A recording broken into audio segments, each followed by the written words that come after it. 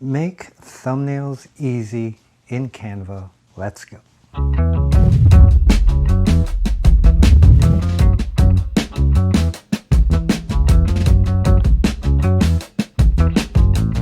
What's good, creators? Welcome back to Monzon Media. If it's your first time here, we talk about the production side of the content creation while keeping budget in mind. Now, the first step to making a thumbnail is often overlooked. Usually thumbnails are an afterthought, but instead you should be thinking of your thumbnail before you create your video. Another tip I want to give you before you even shoot your photo is to get rid of all the background clutter. Find a blank wall, regardless of color. This will benefit you if you plan on taking the background out and designing a different background for your thumbnail.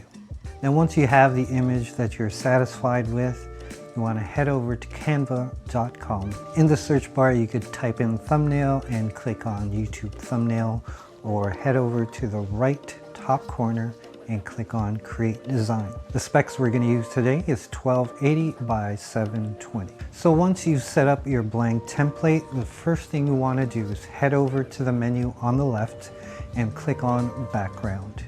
There are various background textures and gradients and colors that you can choose from. Pick whichever background you want to start with. You can always change it later on. This particular background that I'm using is called soft blur gradient background.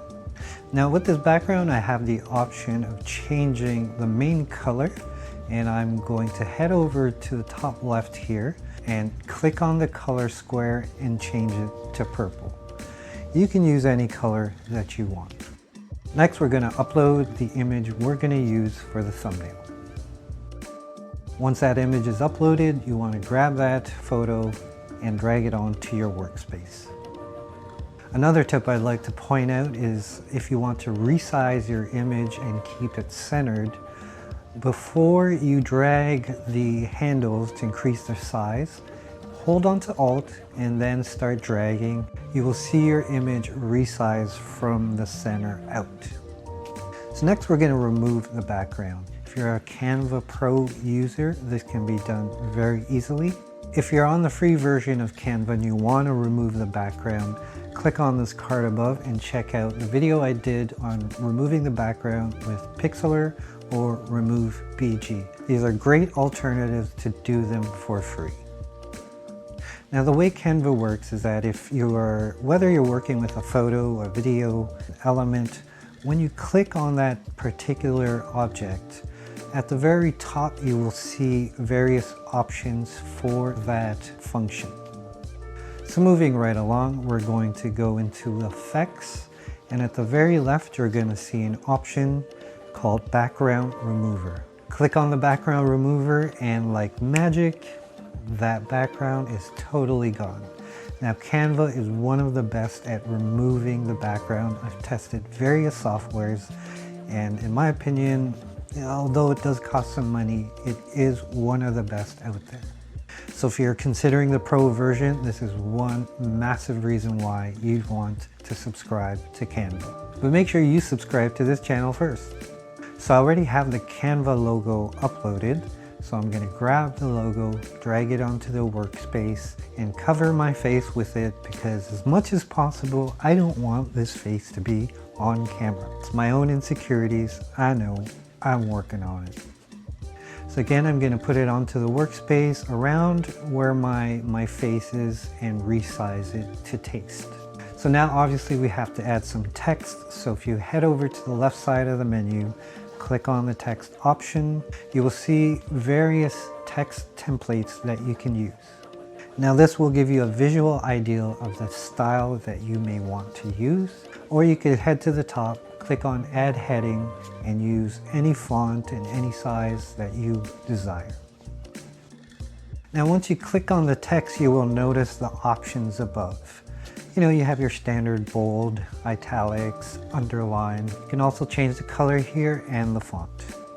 For this example, I'm going to use League Spartan. The font size I'm going to set to 120.